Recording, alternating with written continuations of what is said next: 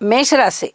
మేషరాశి వారికి రాశిలో ఉన్నటువంటి చంద్రగ్రహము, అలాగే లాభస్థానంలో ఉన్నటువంటి బుధ, రవి, రాహు, శుక్ర, ఈ 4 గ్రహాలు వెరసి 5 గ్రహాల యొక్క ఉనికి కూడా చాలా బాగుంది అని చెప్పొచ్చు. ఇక్కడ చెప్పొచ్చేది ఏమిటంటే మేషరాశి వాళ్ళకి అనుకున్న దానికన్నా కూడా ఎక్కువగా మంచి ఫలితాలు వస్తాయి. మృష్టాన్న భోజనాలు చేస్తారు, వినోద కాలక్షేపాలు బాగుంటాయి, 10 మందితోనూ హాస్యరస సంభాషణలు ఉంటాయి, అలాగే ఇంట శుభకార్యాలు ఉంటాయి. శుభకార్యాలు నిర్వహించడంలో మీరే ప్రథములవుతారు.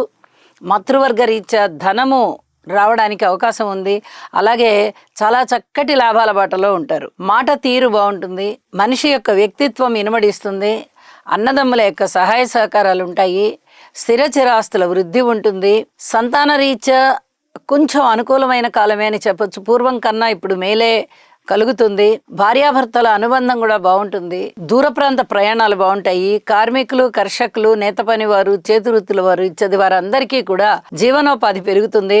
అలాగే స్త్రీలకి సంబంధించి గౌరీదేవి పూజ చేసుకోవడం చాలా చాలా మంచిది. అన్నదమ్ముల సహాయ సహకారం ఇంకా బాగా వృద్ధి అవ్వాలి అంటే గురుగ్రహ స్తోత్రాలు కూడా పారాయణ చేయాలి. విద్యార్థులు మీ విద్యని ఇంకా కొంచెం కఠినతరం చేసేయండి, మంచి ఫలితాలు ఉంటాయి. వారాంతంలోకి వెళ్ళేటప్పటికీ చంద్రుని యొక్క సంచారము 4వ స్థానంలోకి కర్కాటక రాశిలోకి వెళ్ళింది. ఇది మాతృవర్గ రీత్యా కాస్త అనుకూలతలని ఇస్తుంది.